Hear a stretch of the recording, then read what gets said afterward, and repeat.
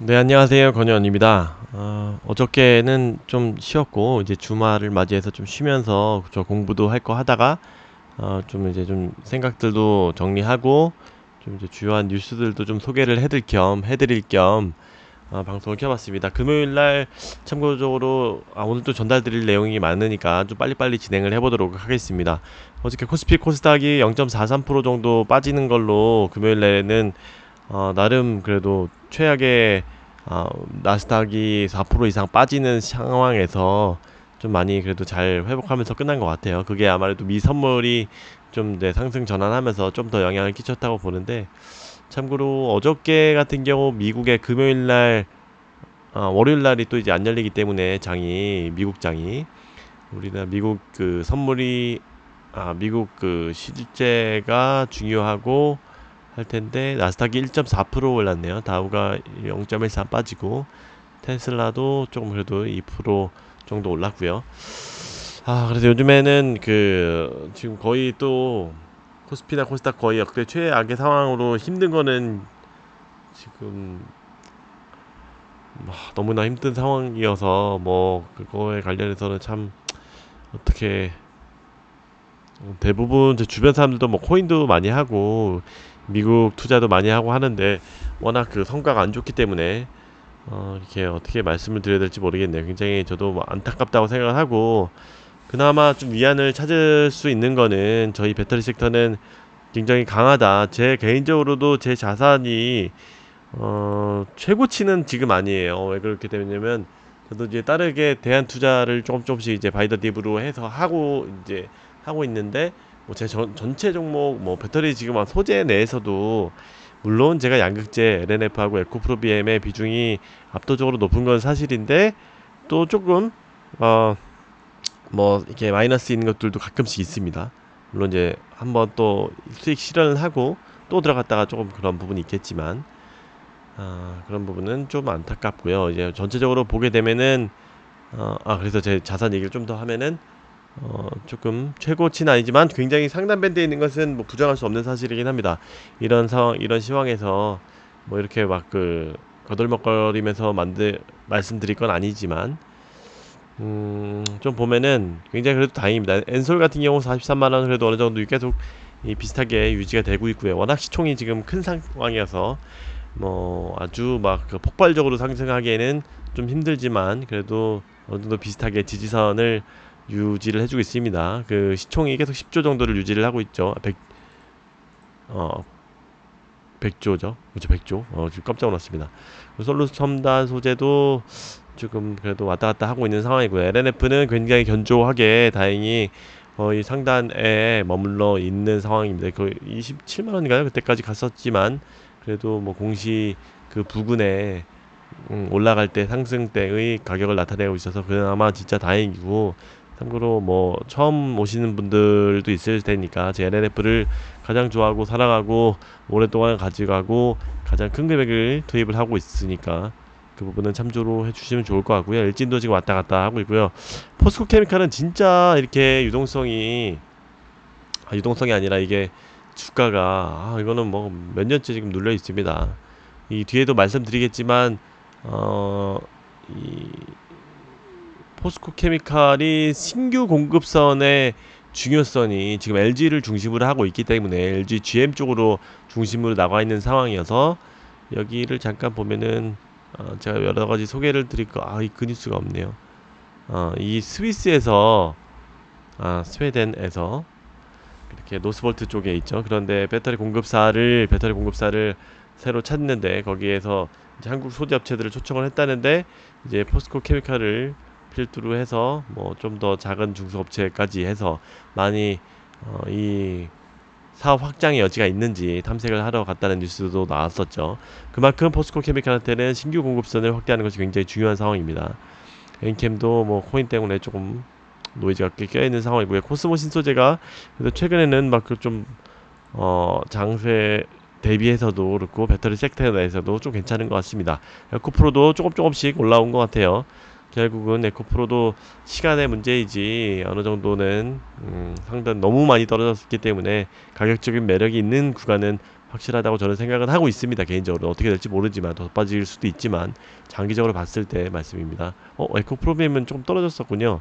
그래도 이 어려운 장에서 잘 마감을 해줬고 최근에 주가 워낙 좋은 상황이고 다음에 에코 프로 HN 뭐 나노 신소재도 좀 그랬고 SKC가 이것도 3개월 밴드 상단에 있더라고요. 그래도 SKC도 굉장히 그래도 기술력을 바탕으로 해서 어, 주목할 만한 성과를 거두고 있고 이거는 일진 머티리얼즈나 이런 다른 것들의 그 동박 쪽에 좀 더 그 같이 좀 영향을 또 경쟁 영향을 좀 받는 것 같고요. 첨보 같은 경우도 그래도 25만원 정도로 유지를 하고 있습니다. 세로닉스가 사실 조금 부진합니다. 이런 것들을 말씀드렸듯이 소형주는 비코제가 있을 때 개미들이 몰려 들어오면서 크게 가격을 만들어주는 그런 상황이기 때문에 뭔가 호재가 나왔을 때 그 LNF보다 더 많이 떠는 뜨는 구조를 가지고 있다 그렇게 말씀드릴 수 있을 거고 나가실 분들은 그때 좀 나가시면 좋을 것 같아요. LG화학 같은 경우는 그래도 잘 버텨주고 있죠. 삼성 SDI가 그 반값 리포트 때문에 굉장히 고통받다가 지금 4680 배터리의 후보로 올랐고 또 뭐 이재용 그 회장 부회장의 출장과 관련해서 여러 가지 설들이 나오면서 특히 4680 그 다음에 이 TF 이 삼성그룹에서 이 전기차 TF에 대해서 좀 언급이 나오면서 조금씩 조금씩 거리고 있는 것 같습니다. 기술력은 압도적으로 있는 회사이기 때문에 시간이 좀 걸리긴 하겠지만 좋은 주가를 보일 것으로 예상이 되고 있고요. 이노베이션도 뭐 유가 영향인지 이것도 5% 아니면 또 영업이익이 또 잘 나올 것으로 보고 있는지 이 부분은 제가 잘 파악을 못하고 있지만 어쨌든 왔다 갔다 하고 있습니다. 유가에 따라서도 왔다 갔다 하고 있고 이 부분에 대해서 좀 그 간단히 언급을 드려봤고 조금 또 뉴스가 나왔어요. 지금 테슬라에 관련해서 지금 여러 가지 뉴스들이 또 많이 나왔는데 일단은 가격을 또 3, 400만 원씩 다 올렸다는 뉴스가 나왔어요.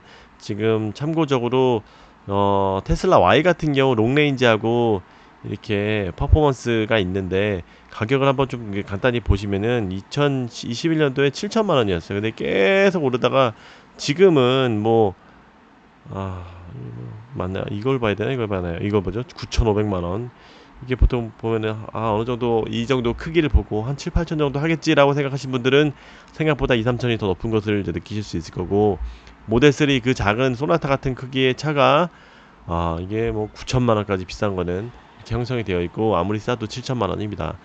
이 롱레인지가 우리나라 사람들은 대부분이죠. 거리 중국 애들은 이제 인프라가 잘 되어 있기 때문에 거리 그렇게 신경 안 쓰지만 롱레인지 정도는 타는 것을 좀 선호하는 우리나라로서는 8천, 9천 정도는 투입을 해야 된다 라고 말씀드릴 수 있고 참고적으로 테슬라가 향상된 오토파일럿이라고 해서 Enhanced Autopilot UAP라고 해서 좀 더 그 원래 기존의 풀셀프 드라이빙 FSD를 900만원 정도에 900만원대에 팔았었는데 그걸 반값에 낮춘 450만원짜리 패키지를 내놨습니다. 정확한 가격은 뭐 400만원대지만 이게 굳이 딱 보게 되면은 처음에 테슬라를 타도 기본적으로는 오토파일럿이 되긴 돼요. 근데 향상된 오토파일럿은 자동 차선 변경이라든지 자동 주차 그 다음에 차량 호출 스마트 차량 호출 그래서 주로 쓰는 게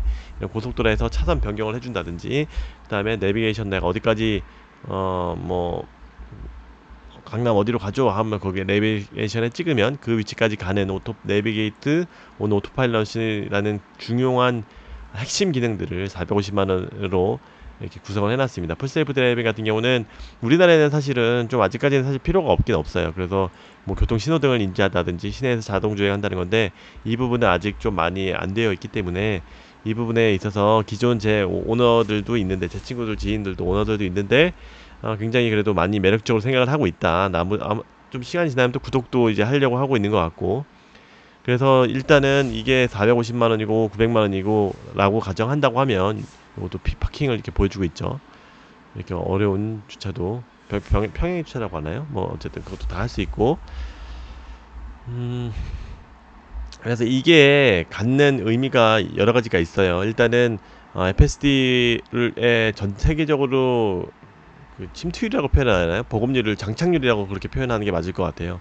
그래서 이거는 뭐 7%도 안 되는 거죠. 처음에 뭐 2, 30%까지 됐다가 전 세계 평균은 뭐 5% 미만으로 지금 뚝 떨어진 것으로 알고 있고, 그나마 미국하고 캐나다는 그래도 잘 되기 때문에 한 5% 이상으로 유지를 하고 있는 것으로 알고 있는데, 요즘에 이렇게 FSD가 좀 더 개선이 되는 움직임이 있어서 처음으로 계속 그 곡선 그래프가 내려가다가 올라가는 그런 현상까지도 있는 상황입니다. 그래서 장기적으로는 일단은 이 반값을 하다가 좀 더 일단은 요걸로 맛배기를 했다가 좀 더 FSD로 좀 더 가기, 이제 허들이 워낙 크잖아요. 900만 원에 갑자기 기존차에서 끌고 있다가 이 1000만 원을 투입한다는 게 쉽지는 않기 때문에 이게 중간 과정을 거쳐서 좀 쉽게 만들려고 하는 것 같다. 굉장히 이 부분이 또 의미가 있는 게, 갑자기 수입이 완전히 그냥 수익이 테슬라 입장으로 500만 원 꽂히는 거예요. 그렇기 때문에 엄청난 그 효과다. 보통 차를 팔게 되면은 영업이 하나 차면, 하나 차를 팔아도 뭐 실제 영업이익으로 하게 되면은 뭐 몇백만 원, 뭐 2, 300만 원밖에 안 남는다고 하죠. 그래도 뭐 100만 원 이렇게 남는 데도 있지만, 그래서 뭐 실질적으로 이런 영업 뭐 비용을 떠나서도 실제 순익 같은 경우는 1000만 원 이하 몇백만 원 수준입니다, 사실은. 근데 그걸 규모의 경제로 이렇게 메이크업을 하는 건데, 테슬라 같은 경우는 이걸로 만약에 기존 차량 업체 소유주가 이것을 제 지인처럼 추가를 하게 된다고 하면 500만 원이 그냥 꽂히는 거예요. 그럼 차 한 대를 또 파는 거예요. 이거는 그냥 그대로 뭐 자기네들이 그 비용 드는 것도 아니잖아요, 그렇죠? 그런 부분에 있어서 엄청난 부분이다. 그래서 비록 지금 테슬라가 주가가 반토막이 나 있어서 굉장히 힘든 상황이지만, 저는 뭐 굉장히 저가에 투입을 해 있고 더 평단이 올라가는 상황이지만 먹어가고 있다. 다만 이렇게 정치적인 노이즈가 있는 것은 조금 불안하긴 하다. 저도 이 상황이 전적으로 동합을 해보면 말씀드리겠지만, 바이든이 참고로 머스크랑 사이가 지금 워낙 안 좋죠. 그래서 이게 완전히 배터리에도 똑같이 적용되는 것 같아요. 지금 배터리 전체 시황이 굉장히 좋은데도 불구하고 이렇게 전체 매크로가 흔들려져서 이렇게 고민이 들게 가끔 하죠. 이거를 내가 너무 좋은데, 배터리 섹터는 너무 좋은데, 양극재는 지금 LNF는 에코프로비엠 너무 좋은데 이렇게 시황이 그 경제 위기로 하면은 조금은 영향을 받을 수밖에 없기 때문에 이거를 내가 팔아야 되나, 이런 고민이 들 수 있을 겁니다. 똑같이, 근데 물론 이제 저는 이제 계속 당연히 스테이 하는 것으로 결정을 했고요. 이제 똑같이 테슬라도 그런 경제적인 부분도 있는 데다가, 진짜 회사의 펀더멘털은 진짜 세계 애플처럼 타의 추종을 불허할 정도로 애플 이상으로 장기적으로 갈 수도 있을 잠재력을 가진 회사인데, 이렇게 정치적으로 이슈를 만들어내는 게 굉장히 리스크 불안하게 하고 있는 상황이다. 내가 이 종목을 너무 좋아하지만 이게 고민이 드는 거죠. 이게 CEO가 이렇게 하고 있는데 맞는가? 이런 고민이 들긴 하지만, 이것도 마찬가지로 계속 가져가기로 한 거고 계속 모아가기로 하고 있고 실제 액션을 취하고 있습니다. 이거를 보게 되면, 이게 참고적으로 그 미국 1분기 전기차 시장 점유율을 보시면 76%예요. 마켓시어가 1쿼터. 근데 현대차가 굉장히 잘하고 있죠. 9%, 폭스바겐 5%, 포드 5%, 나머지 6%. 그래서 이 GM이 리딩을 하고 있는 것을 축하한다라고 했죠. 근데 이게 사실 어떻게 보면 GM은 없어요. 약간 비꼰 거죠. 지금 최근에 바이든이 여기서 보시다시피 GM 포드는 굉장히 칭찬하고 있죠. 투자를 뭐 어떻게 하고 있고, 근데 얘는 머스크는 굉장히 배알이 꼴리는 거죠. 이게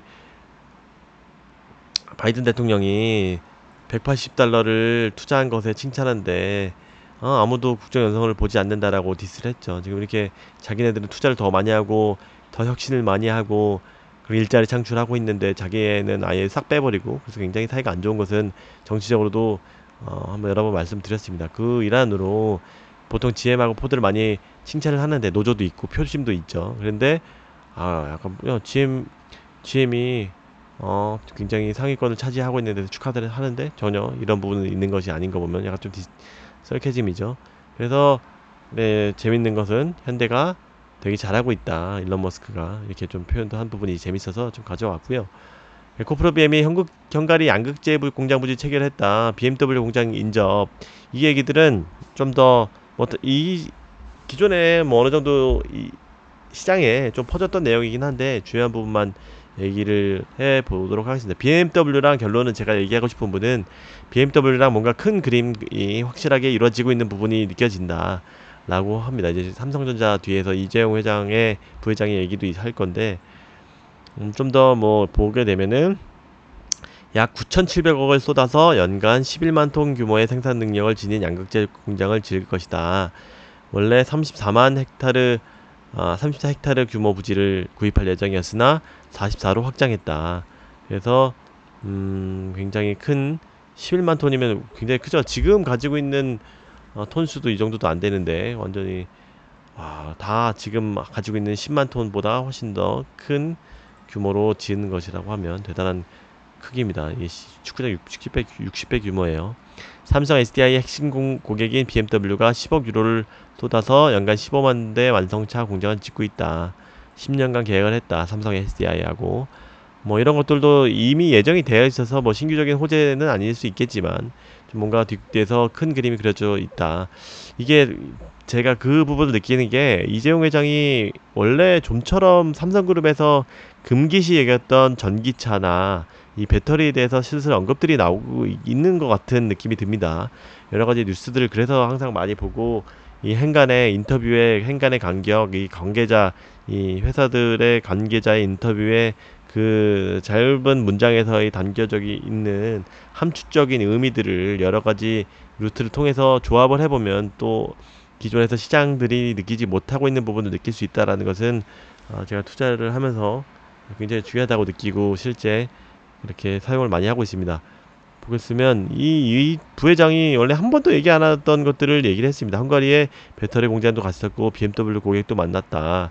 자동차 업계의 변화를 피부로 느낄 수 있었다. 그래도 뭐 결국은 또 반도체가 제일 중요하다. 뭐 이런 얘기는 했지만 배터리에 대한 전기차에 대한 얘기를 처음으로 했습니다. 그래서 그 TF도 좀 더 나왔던 부분인 거고 4680 배터리도 그의 일환으로 좀 뭔가 그림들이 그려지고 있고 기존 스탠스에서 뭔가 변화가 이루어지는 느낌이다 라는 것을 조금이나마 좀 느껴볼 수 있었을 것 같아요. 이제 그래서 그 삼성 SDI 사장들에서의 인터뷰에서 볼 때 굉장히 수고했다 이런 말들도 한 것을 비추어 볼 때 뭔가 이 삼성 SDI에서 이 배터리에 대한 좀 좋은 뉴스들이 좀 있지 않을까 그렇게 생각도 해봅니다.